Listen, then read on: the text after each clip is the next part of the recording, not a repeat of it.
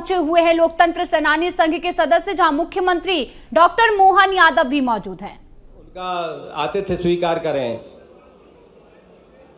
ये कार्यक्रम जो लोकतंत्र सेनानी सम्मेलन आयोजित किया गया है, माननीय मुख्यमंत्री जी ने ही आयोजित किया है। उनकी ही मंशा थी कि सारे लोकतंत्र सेनानी मेरे निवास पर आए। मैं उनका खुद अभिनंदन और स्वागत करूंगा।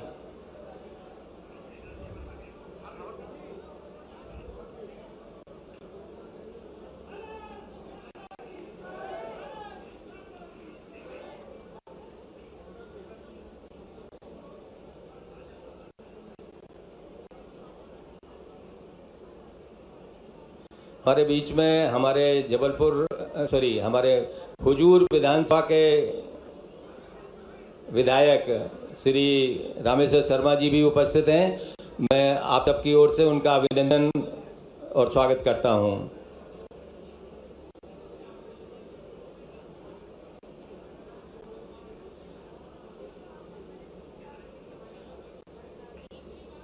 फोटो की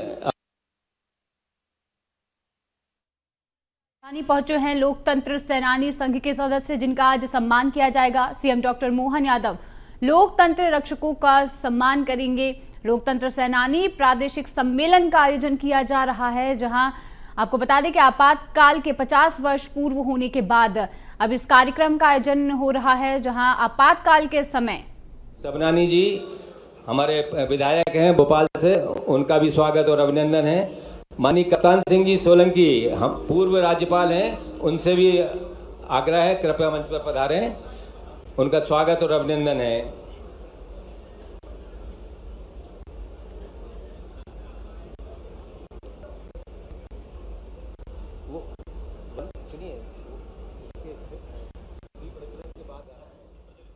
प्रदेश भर से राजधानी पहुंचे लोकतंत्र सेनानी संघ के सदस्य, जहां एक बड़ा कार्यक्रम भोपाल में आयोजित हो रहा है। सीएम डॉक्टर मोहन यादव इस कार्यक्रम में मौजूद हैं और आपको बता दें कि इन लोकतंत्र सेनानियों का आज सीएम डॉक्टर मोहन यादव सम्मान करेंगे, जहां आपातकाल के 50 वर्ष पूरे होने के बाद अब यह सम्मान कार्यक्रम किया जा रहा है। और आपातकाल के समय इन लोकतंत्र सेनानियों ने कई ऐसी पीड़ा झेली जो कि कांग्रेसी सरकार में रहते हुए, जहां पर तत्कालीन जिस तरीके से इंदिरा गांधी ने यहाँ पर आपातकाल की स्थिति बनाई और उसके बाद लोगों को परेशानी हुई और जिस तरीके से लोग लड़े, आपातकाल की स्थिति से बाहर आए, इन सभी चीजों को सभी अतिथियों से आग्रह है कि दीप प्रज्वलन के लिए पधारें और नानाजी देशमुख, जयप्रकाश नारायण जी और भारत माता के चित्रों पर माल्यार्पण करें। माननीय कप्तान सिंह जी, माननीय पांडे जी, मेघराज जी पधारें कृपया। माननीय अशोक पांडे जी,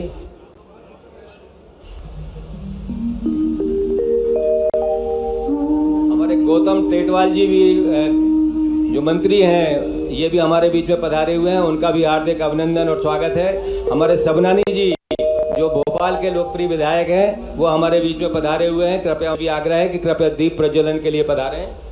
शुभं करोति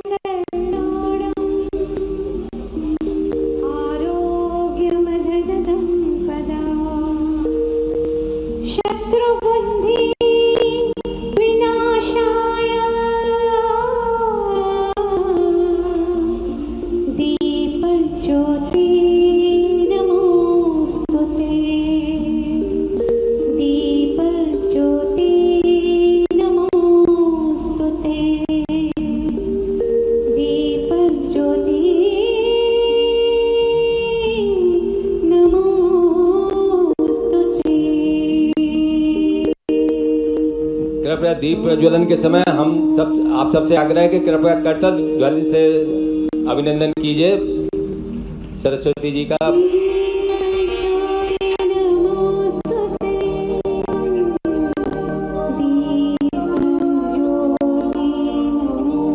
जहां पर दीप प्रज्वलन हो रहा है वहां वाला पंखा बंद कर दीजिए। इलेक्ट्रिसिटी वालों से निवेदन है कि कृपया वो पंखा बंद कर दें, नहीं तो दीप बुझ जाएंगे।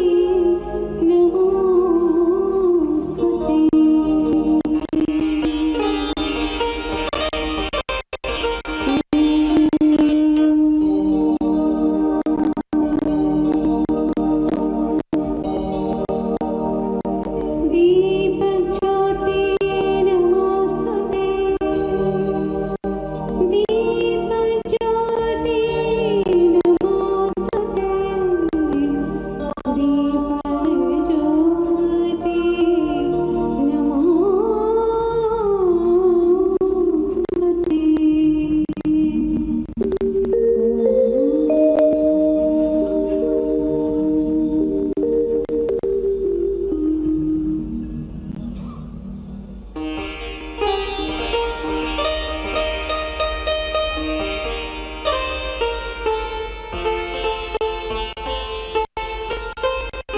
के पंखे जरूर चलने दीजिए, नहीं तो बहुत गर्मी लगने लगेगी अतिथियों को।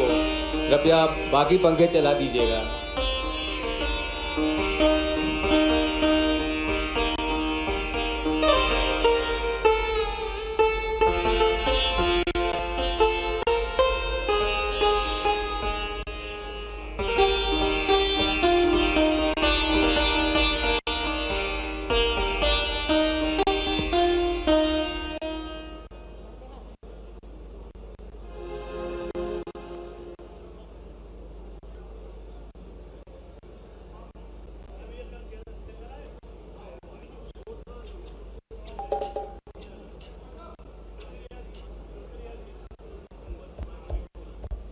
कार्यक्रम का आयोजन किया जा रहा है। आपको बता दें केंद्र सरकार द्वारा आपातकाल के 50 वर्ष पूर्ण होने के बाद बीजेपी प्रदेश भर में कार्यक्रमों का आयोजन कर रही है, जहां आपको बता दें कि सीएम हाउस में भी मध्य प्रदेश के 700 मीसाबंदियों का मुख्यमंत्री डॉक्टर मोहन यादव आज सम्मान करेंगे। कार्यक्रम में लोकतंत्र सेनानी संघ के प्रदेश अध्यक्ष तपन भौमिक और प्रदेश भर से मीसाबंदी शामिल हुए हैं।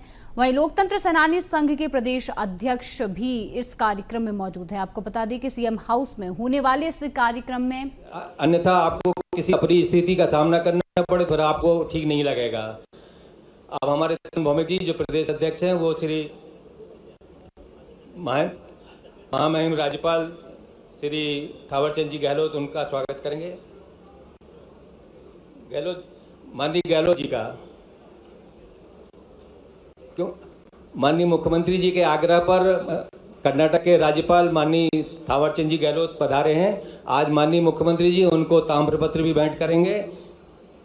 ये हम सबका सौभाग्य की बात है कि आज हमारे बीच में कर्नाटक के राज्यपाल श्री गहलोत साहब उपस्थित हैं।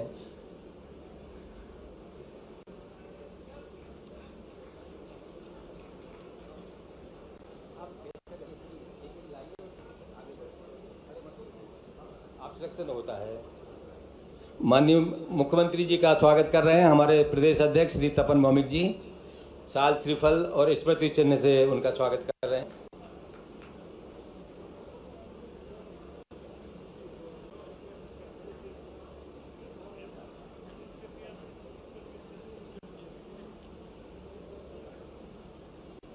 माननीय कैलाश सोनी जी जो हमारे राष्ट्रीय अध्यक्ष हैं उनका श्री तपन भौमिक जी स्वागत कर रहे हैं।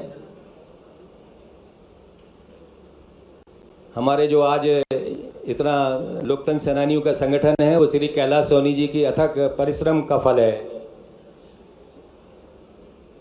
उधर चले आइए ना, अरे वहीं से इतना चक्कर लगा क्यों आते हैं, वहीं चले आइएगा।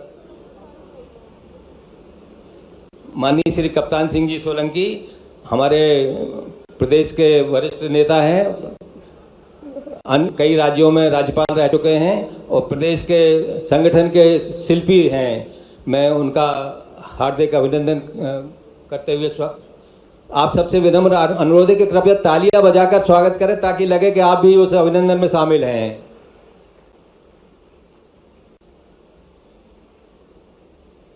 माननीय मेघराज जी हमारे वरिष्ठ शिल्पी हैं।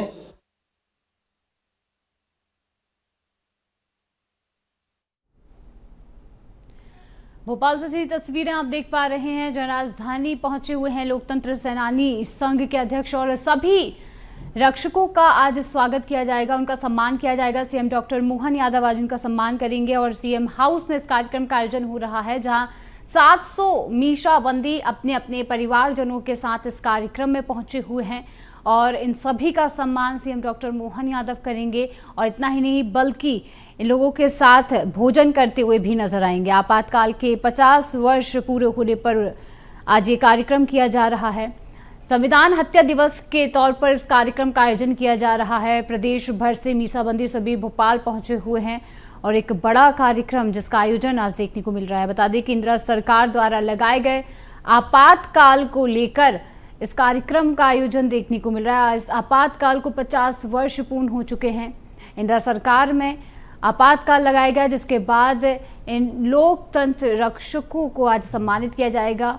कांग्रेस की सरकार में लोगों पर जो अत्याचार हुआ, जिस तरीके से लोगों को परेशान किया गया और कहीं ना कहीं कई ऐसे लोग जिन्हें अपनी जान भी गंवानी पड़ी, तो वही अब 50 वर्ष पूर्ण होने के बाद भाजपा यहाँ पर कांग्रेस का वो काला अध्याय जनता के बीच बता रही है। जब आपातकाल की स्थिति लगी, लोगों को परेशानियां हुई, लोगों को जान गंवानी पड़ी। इतना ही नहीं, जो लोकतंत्र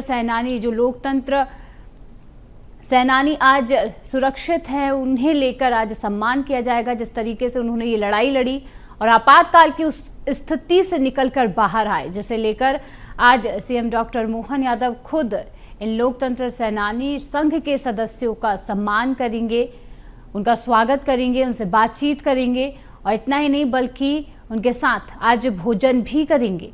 मैं आपको बता दें, इस कार्यक्रम के लिए मध्य प्रदेश के 700 मीसाबंदी इस कार्यक्रम में पहुंच चुके हैं और अपने परिवारजनों के साथ वे इस कार्यक्रम में पहुंचे हैं और इन सभी का सम्मान आज किया जाएगा और सभी के साथ सीएम डॉक्टर मोहन यादव आज बातचीत करेंगे और संबोधन भी करते नजर आएंगे। एक बड़ा कार्यक्रम आज किया जा रहा है। आपको बता दें कि इस कार्यक्रम में कर्नाटक के गवर्नर गहलोत और पूर्व राज्यपाल कप्तान सिंह को ताम्रपत्र भेंट कर उनका स्वागत भी किया गया है।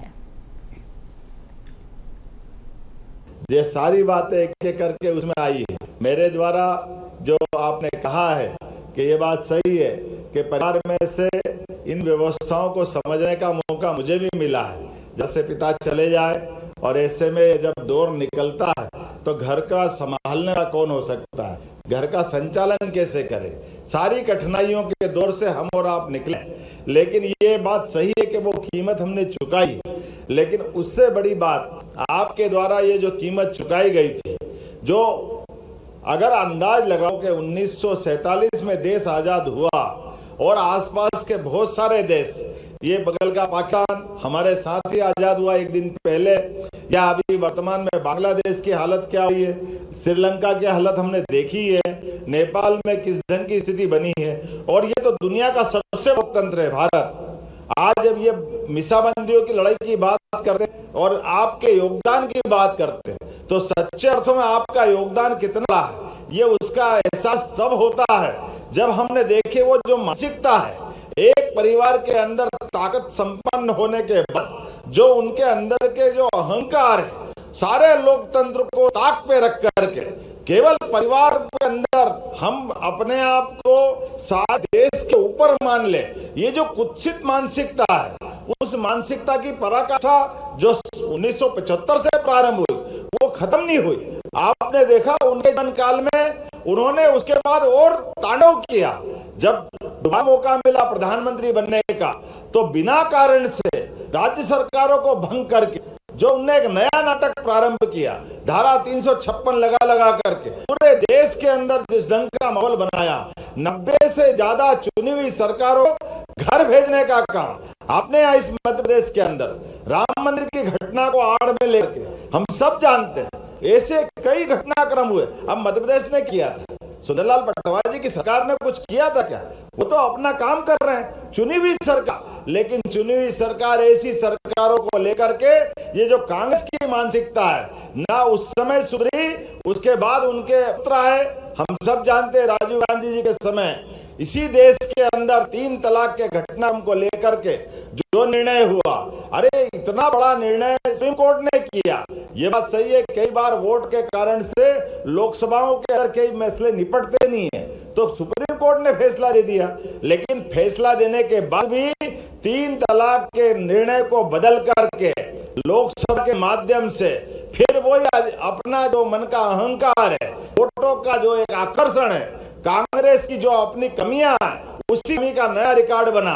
और उसके बाद बड़े मियां तो बड़े मियां, छोटे मियां सुभाना, बाद में आए ये जो वर्तमान के नेता प्रतिपक्ष, इनके तो आचरण देखो कैसा समय आया। अरे और खराब समय आया कि इनके अपने दल के द्वारा चुने हुए प्रधानमंत्री को एक कैबिनेट का अपना मुखिया जो भारत सरकार के माध्यम से दुनिया में एक अलग सम्मान पाता है, लेकिन जिस प्रकार से कैबिनेट के निर्णय को उनके मुंह पे मार करके, ये उनके मुंह में मारा, ये पूरे देश के मुंह पे मारा था। इतना काला समय था उस समय का, तो हमको एहसास करा था कि कांग्रेस का मन क्या क्या जानते, क्या करते हैं, ये कैसे जीते हैं। और उससे आगे बढ़ करके भी हमने देखा है कि कहां एक तरह नेता प्रतिपक्ष जैसा 50 साल तक तपोनिष्ठ नेता 5 प्रधानमंत्रियों के सामने 50 साल तक दहाड़ते अटल बिहारी वाजपेयी जी ने नेता प्रतिपक्ष के पद को कितनी गरिमा आसमान की ऊंचाइयों तक ले गए।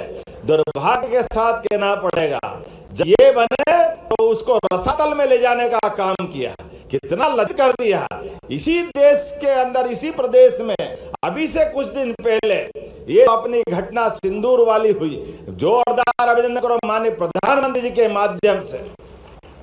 देश के दुश्मनों से निपटने के लिए देश की सेना को जिस प्रकार से छूट देकर सर्जिकल स्ट्राइक, एयर स्ट्राइक और वर्तमान में खुली चुनौती सिंदूर के माध्यम से, लेकिन जो पाकिस्तान के प्रधानमंत्री नहीं बोल पाए, जो वहां का सेना अध्यक्ष नहीं बोल पाया, दुनिया कोई नेता अमेरिका के ट्रंप से लगा करके जो व्यक्ति कोई वो शब्द नहीं बोला, जो शब्द ये नेता प्रतिपक्ष ने लजाने का काम किया, सरेंडर किया भारत ने, ये सेना का मान करने का कलंक लगाया। ये केवल अहंकार है और नादानी है, जिसके भरोसे से हमारा आपके माध्यम से दिया गया ये जो संकल्प है कि सच्चे अर्थों में लोकतंत्र की रक्षा करना है, तो ये कांग्रेस और कांग्रेस के नेतृत्व से देश को बचाना है। ये आपकी लड़ाई को देश जारी रखेगा, पूरा देश सिर माथे लगा करके आपके उस 50 साल किए गए संघर्ष को याद रखेगा। और यही समय है जब दुनिया भारत की तरफ दिख रही है। भारत में यशस्वी प्रधानमंत्री के नेतृत्व में जिस प्रकार से अलग अलग प्रकार से हमारी सनातन संस्कृति के उच्चतम मापदंड स्थापित हो रहे हैं, दुनिया भारत के उस लोकतंत्र की जड़ों को देखती है। हाँ, लोकतंत्र की जड़ें कितनी गहरी है। हमारे भारत की तरफ देखो, 5000 साल पहले भी भगवान कृष्ण ने द्वारका में अपने पुत्र को राजगद्दी दी।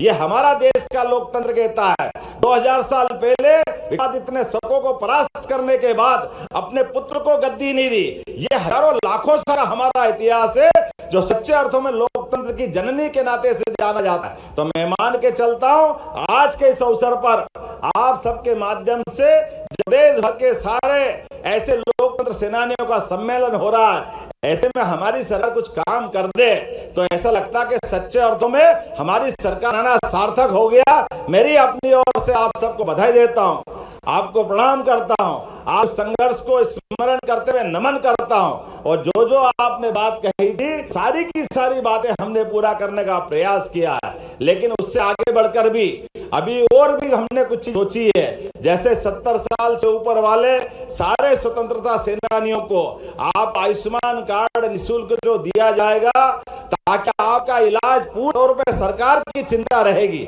आपको स्वयं को चिंता करने की जरूरत नहीं। और किसी कारण से अब करेली में रहते हैं हमारे माननीय विकास जी, और आपको कोई भगवान न करे अगर वहां से लेके जबलपुर या दिल्ली बंबई भी जाना पड़े, तो पीएम एयर एम्बुलेंस के माध्यम से सारे मित्रों के लिए ये व्यवस्था हम हमारी सरकार के माध्यम से देने वाले हैं। सबका वो जो योगदान है पीएम एयर एम्बुलेंस के माध्यम से, या जो हमारी सरकार ने सबकी चिंता की, तो सबसे पहली चिंता तो लोकतंत्र सेनानियों की होगी। होना चाहिए कि नहीं होना चाहिए? आपकी चिंता नहीं होगी तो किसकी होगी?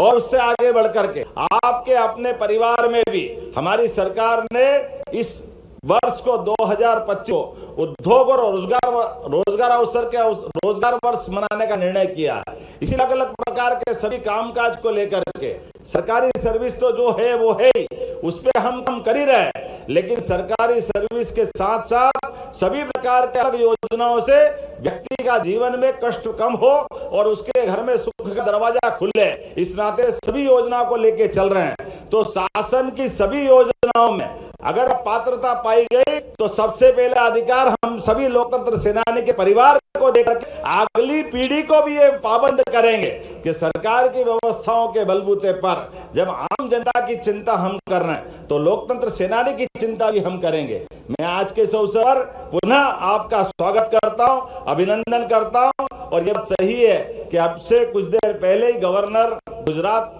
हमारे जबलपुर में उतर चुके हैं, उनके साथ प्राकृतिक खेती का एक बड़ा कार्यक्रम होने वाला है। इस नाते से मुझे वहां जाना था, लेकिन चूंकि अपना कार्यक्रम और आपका हमारा कार्यक्रम, और ऐसे में सिंह जी भाई साहब, थावरचंद जी भाई साहब और पूरा मंच है, तो मैं कैसे छोड़ के जा सकता सकता था, हमने थोड़ी अनुमति ले ली, लेकिन अब मुझे लगता है हमारा ये कार्यक्रम यहाँ आकर के अगले दिन के लिए अगला दिन हमारे पास जो संकल्प है, इन व्यवस्थाओं के बलबूते पर लोकतंत्र के ये झूठे लोग आज कितनी बेदर्दी से बोलते, कैसे बोलते रम भी नहीं आती कि संविधान बचाने की लड़ाई लड़ते। अरे संविधान की हत्या करने वाले हत्यारे अगर संविधान बचाने की बात करेंगे, ये कैसे दुर्भाग्य के साथ करना पड़े। जिनने अंबेडकर जी की आत्मा को दुखाया, जीते जी कष्ट दिया, मरने के बाद भी उनका अंतिम संस्कार दिल्ली में नहीं करने दिया, चुनाव लड़ने गए तो चुनाव नहीं जीतने दिया। ये बेदर्दी से बोलते कि हम अंबेडकर जी का ध्यान रखेंगे। अंबेडकर जी के जीवन में जितने आए वो सब कांग्रेस के दरवाजे से आए। आज के इस अवसर पर ये पूरे भाव और मनोभाव के आधार पर हमारी पार्टी भारतीय जनता पार्टी आप सबके लोग से इन सभी हमारे लोकतंत्रों के, खास करके कांग्रेस के अतीत के साथ लोकतंत्र के विरोधियों से निपटती रहेगी। इस संकल्प के साथ हम सब बोले भारत माता की, भारत माता की, लोकतंत्र सेनानियों की बहुत बहुत धन्यवाद। भारत माता की जय। हमारे बीच में कर्नाटक के राज्यपाल महोदय हैं, तो कार्यक्रम समाप्ति के बाद राष्ट्रगान होगा, उसके बाद फिर आप जा सकेंगे। इसके पहले श्री संतोष शर्मा जी हमारे आज लोकतंत्र सेनानियों का पूरे प्रदेश स्तर के सारे सेनानियों का मैं यहाँ सीएम हाउस में एक कार्यक्रम संपन्न हुआ, जिसके माध्यम से हमने 50 साल जो आपातकाल का कला समय था, खास करके एक तरह से ये संविधान के हत्या दिवस के नाते से था, और इस अवसर पर जब हमने पूरे प्रदेश भर में ये कार्यक्रम संपन्न किया, ऐसे में सभी स्वतंत्रता सेनानियों के तमाम लोकतंत्र सेनानियों ने अपने जीवन में वो 19 महीने अलग अलग प्रकार से जेलों में बिता करके सच्चे अर्थों में लोकतंत्र की रक्षा की थी। हमारी पार्टी और हम सब इस बात पर सहमत हैं कि हमारे लिए वो अगर समय नहीं होता तो आसपास के सभी देशों की तरफ देखो जहां लोकतंत्र का मजाक बन गया, लेकिन भारत का लोकतंत्र फल फूल रहा है। तो ऐसे लोकतंत्रता सेनानियों, स्वतंत्रता सेनानियों, इनके कारण से ही हमारा लोकतंत्र गौरवान्वित हो रहा है। ऐसे में यशस्वी प्रधानमंत्री के नेतृत्व में सभी प्रकार की योजनाओं को संचालित करते हुए राज्य की बेहतरी के साथ, राष्ट्र के साथ कदम से कदम मिला के हमारी सरकार चले, तो हमने लोकतंत्र सेनानियों के लिए भी जो पीएम श्री एम्बुलेंस सुविधा जो बाकी लोगों के लिए है, उनके लिए भी विशेष रूप से आयुष्मान कार्ड बनाकर देने की मैंने घोषणा की है। अलग अलग प्रकार की शासन की योजनाओं के दरमियान भी उनको भी इसका लाभ दिलाया जाएगा। शासन के माध्यम से ऐसे लोकतंत्र के समर्थक लोगों के लिए जिन्होंने अपने सब कुछ दिया है, हमारा फर्ज है कि हम उनको स्मरण करें। आज के इस अवसर पर मैं सबका स्वागत करता हूं, अभिनंदन करता हूं। अब थोड़ी देर पहले एक कार्यक्रम में मुझे हमारे लिए बताया गया कि 90 डिग्री का ब्रिज बना है, तो 90 डिग्री के ब्रिज के मामले में हमने कहा ये 2022 से बन रहा था और अभी लोकार्पण भी नहीं हुआ, निर्माणाधीन है। ऐसे में वो जहाँ से करवाया, मैंने अधिकारियों से कहा, माननीय मंत्री से भी कहा कि ये जो आपत्ति आई है उसको वास्तव में किसी की दुर्घटना ना हो, इसलिए उसको सुधारा भी जाए और जिनने गलती की उन पर कार्रवाई भी की जाए। उम्मीद करते हैं निर्माण के मामले में आगे से और सबक लेते हुए जो भी इस तरह की व्यवस्था है उस पर और गौर करेंगे। मेरी अपनी ओर से अब यहाँ से मैं तुरंत निकल करके जबलपुर जाने वाला हूँ। वहाँ गुजरात के महामहिम राज्यपाल जी आए हुए हैं और प्राकृतिक खेती को लेकर के हमारा एक कार्यक्रम होने वाला है। स्वाभाविक रूप से कृषि मंत्री को मैंने पहले भेजा हुआ है। उम्मीद करेंगे प्राकृतिक खेती में देश भर में सबसे बड़ा कंट्रीब्यूशन अगर किसी राज्य से है तो मध्य प्रदेश से है। ऐसे में हमारी जो कृषि विकास दर बहुत अच्छी चल रही है, तो स्वाभाविक रूप से हमारा फर्ज बनता है कि कृषि विकास दर में प्राकृतिक खेती का और रकबा बढ़ाया जाए, हमारे किसानों की आर्थिक स्थिति और मजबूत हो। इसलिए अब लगातार किसान आधारित बाकी व्यवस्थाओं पे भी हम गौर कर रहे हैं। कल MSME डे है, ऐसे में रतलाम में MSME को लेकर के, निवेश को लेकर के हमारा एक बड़ा कार्यक्रम होने वाला है। उम्मीद कर रहे हैं कि सभी प्रकार के रोजगार के अवसर उपलब्ध कराते हुए राज्य सरकार सबके साथ इस प्रकार से बढ़ेगी। सीएम सर, कांग्रेस आरोप लगा रही है खाद का संकट बना हुआ है, क्या कहेंगे? कांग्रेस का तो भोपाल में भाई नगर के अध्यक्ष रत्नेश सोनकर जी और राजकुमार पटेल जी से आग्रह करता हूं कि हमारे कृषि मंत्री श्री ऐंदल सिंह कंसाना जी का साफा पहनाकर और अंगवस्त्र पहनाकर उनका स्वागत करें और साथ ही स्मृति चिन्ह भेंटकर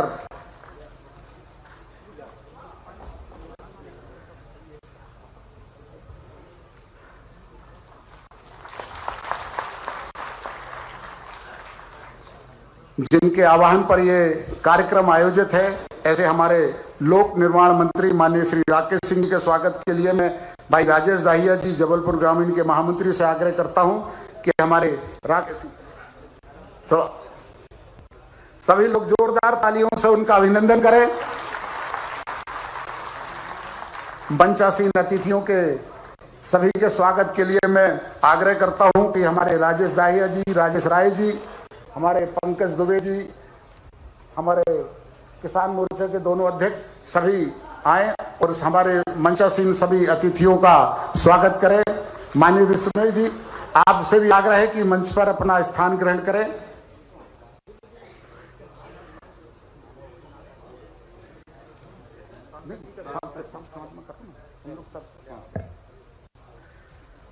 मेरा रजनीश जी से, राजेश राय जी से, पंकज जी से, राजेश दाहिया जी से सभी से आग्रह है कि हमारे मंचासीन अतिथियों का स्वागत करें।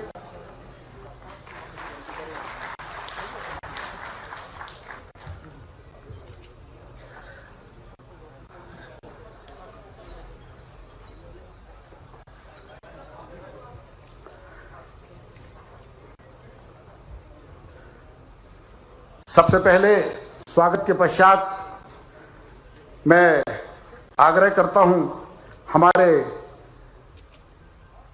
कृषि मंत्री माननीय श्री एंदल सिंह कंसाना जी से कि वो आए और आज के एक चौपाल कृषि प्राकृतिक खेती के नाम पर हम सभी यहां किसान भाइयों को अपना उद्बोधन प्रदान करें। माननीय श्री कृषि मंत्री जी। आज के इस जबलपुर के प्राकृतिक खेती समारोह के मुख्य अतिथि परमादरणीय हमारे गुजरात के गवर्नर साहब, मध्य प्रदेश के लोकप्रिय मुख्यमंत्री आदरणीय डॉक्टर मोहन यादव जी, हमारे पीडब्ल्यू भाई साहब, हमको तो ऐसा लग रहा था कि अब और ये चलती रहे। हमारे लिए तो नर्मदा जी के भेड़ा घाट में डुबकियां लग रही थी, ऐसा लग रहा आनंद के साथ। क्या वो कभी कभी वो नाव में आप क्या कहानी सुनाता, ये बंदर कूदनी है, फलाना है, ठिकाना है, ये है वो है, सुनते रहो उसको बढ़िया ढंग से। लेकिन ये जो आपने अंदर की बात एक एक करके सिद्ध करके जो बताई, गाय के गोबर से जीवामृत जो बनाने की प्रक्रिया बताई, सच मानो मैं भी बहुत सारे सत्र में गया आया, भगवान जाने कैसे समझाते हैं, वो कौन समझता वो भी समझा के खुश और अपन भी खुश, ना उसको पल्ले पड़ी ना हमारे पल्ले पड़ी, बात खत्म हो गई। क्या मालूम क्या होता। ये जो दुनिया है ये ऐसे चलती जाती है, पल्ले ही नहीं पड़ती आखिर। अब ये सही तो बात है, वो जैविक खेती हमारा देने कितना विभाग के पैसे लगते रहते हैं। अब मैं बड़ा मुश्किल में पड़ जाऊंगा, मंत्रालय तो सब चलाना, सरकार भी चलाना है। आप अंदर की बात अलग बता रहे हो, ये अलग संकट है। और ऐसा बता रहे हो कि दिल खोल के ही बता रहे हो कि मुख्यमंत्री भी कह रहा हाँ जो बता रही, ये समझने वाली बात है। लेकिन ये सही है कि जो सरलता से समझ में आ जाए, ये बिल्कुल। अब मैं आपकी बात को दूसरे ढंग से बताता हूं। ये जितने लोग सामने हम बात कर रहे हैं, मैं भी उसमें शामिल हूं। मैंने खुद ने भी खेती की है, तो मान के चलो माननीय महामहिम जी, हम में से किसी को ना यूरिया की थी, ना डीएपी की, ना कोई आदत ही नहीं थी। जबरदस्ती बुला के पकड़ के लाके ये डालना चाहिए तो ये हो जाएगा, ना ये हो जाएगा, पता नहीं क्या क्या हो जाएगा। ये जो चलाने वाले लोग थे, ये पश्चिम आधारित सोच के जो भी लोग थे, दुर्भाग्य से, जैसे हम सब जानते हैं कि हमको सबको मालूम है, आज डॉक्टर के पास जाओ तो वो कहता अरे जल गया, पानी डालना था, बहुत अच्छा हो गया। अरे सर पहले डालते तो करे, कहाँ पानी डाल दिया तुमने, सब घाव बिगाड़ दिया। पहले बरनाल लगाओ, ये लगाओ, वो लगाओ, नहीं घाव बड़ा हो जाए, जब तक उनको मजा ही नहीं आता था। और आज की पहले पानी डालो, ये जो समय के साथ समझ में आ रही है। सच में जैसे नमस्कार का महत्व कोविड के बाद ही समझ में आया। जोरदार अभिनंदन करो हमारे लिए, आज ये उसी प्रकार का समय। भारतीय जो ज्ञान, भारतीय जो विधाएं, भारतीय गौमाताओं का महत्व, मैं केवल इतना ही बताना चाहूंगा माननीय आचार्य जी कि हमने अपनी गौमाता के जो एक तरह से मध्य प्रदेश के लिए अभियान चलाया, और ये जैविक खेती के लिए कृषि मंत्री जी आप बैठे हैं, निश्चित रूप से ये जो गोपालन के लिए हमने प्रति गौशाला 20 की जगह 40 रुपए किया है और गोपालन को बढ़ावा दे रहे हैं। हमने कहा कि जो दूध उत्पादन हमारा 9% देश में कंट्रीब्यूशन है, इसको 20% तक ले जाएंगे और दूध उत्पादन से भी आय होती है। ऐसा नहीं कि दूध उत्पादन से आय नहीं होती है। एक जाने अनजाने पाप हो गया था पुराने समय में, हमारी सरकार में नहीं हुआ, पहले से ही हुआ। उसमें भैंस का दूध खरीदने के मजबूर करना है, गाय का दूध अवॉइड करना। तो तरीका क्या लगाया? तरीका ऐसा लगाया कि वो इसके फेट के आधार पे खरीदेंगे। अब वो कोई भी गाय, साहिवाल हो, गिर हो, थारपारकर हो, देसी या कोई सी गाय हो, उसमें वो फेट आता ही नहीं, वो भैंस के ही देते थे। वो खरीदने के लिए तो भैंस का वो फेट वाला दूध का पैमाना, और जितने दूध वाले बेचते सब गाय का दूध पानी मिलाए और गाय का दूध बेचने का काम चलाते थे। ये मतलब ये जो षड्यंत्र हुए काल के प्रवाह में, इन षड्यंत्रों के आधार पर ही अपनी बहुत सारी व्यवस्था बिगड़ी। ये उसी षड्यंत्र का हिस्सा था जिसके माध्यम से रासायनिक केमिकल खादों को बढ़ावा देना, खेती को मजबूर कर देना, हमारी गोवंश को अवॉइड करवाना। लेकिन मैं मान के चलता हूं, हमने माननीय प्रधानमंत्री जी के नेतृत्व में और आप जैसे स्वनाम धन्य ऐसे विद्वानों के सानिध्य में संकल्प ले रहे हैं। मैं यहीं से घोषणा करता हूं, हमारे बीच एंदल सिंह कंसाना जी है, प्राकृतिक खेती के लिए प्रोत्साहन की योजना बनाई है। निश्चित रूप से हम सरकार से अनाउंस करेंगे। मैंने आपको आग्रहपूर्वक इसीलिए बुलवाया था कि एंदल सिंह कंसाना जी मूल तक खुद किसान आदमी है और खेती बाड़ी और इस सब चीजों बहुत अच्छे से उनके रुचि से करते हैं। और मैं मान के चलता हूं, जब ये पूरे समय जब भी कोई बैठेगा, विद्वान भी बैठे, लेकिन ऐसी सभा में अगर कृषि मंत्री भी बैठते तो वो अपनी चीजों को समझाने समझने के लिए, और आप जैसे विद्वान के आने के बाद जब आपने प्रैक्टिकल करके दोनों चीज बताई कि आपकी स्वयं की खेती भी केमिकल की थी और आपने जो लाभ लिया और जिस ढंग से ये एक अभियान चला है, निश्चित रूप से मध्य प्रदेश में तो बहुत अच्छी संभावना है। क्योंकि बड़े पैमाने पे भी प्राकृतिक खेती पूरे देश में कहीं की जाती तो सबसे ज्यादा संख्या में हमारे मध्य प्रदेश में प्राकृतिक खेती होती है। ये आंकड़ा अपने पास मैं मान के चलता हूं, आने वाले समय में हमारी मंडियों में भी 2 तरह के उपार्जन की व्यवस्था बनाएंगे और विक्रय की व्यवस्था भी करेंगे, ताकि हमारे किसानों को जो प्राकृतिक खेती के आधार पर लाते हैं उनको वैसा महत्व मिले, उनको अलग से ये कठिनाई नहीं आए कि वो गेहूं में गेहूं एक जैसे ही गेहूं, अब वो तो क्या करे उसमें 6000 में 2400-2600, तो उनको अपने जो मूल महत्व है उस तरह से वो जाना जाए। इस सारे प्रबंधन को करने के लिए आपके मौजूदगी में हमने आपको आश्वस्त भी करते हैं और ये अपने आप के लिए भी अच्छा रहेगा। आज तो मैं ज्यादा भाषण नहीं दूंगा, पूरे मंच और आप सबको बधाई, बहुत बहुत धन्यवाद। बहुत बहुत धन्यवाद माननीय मुख्यमंत्री जी।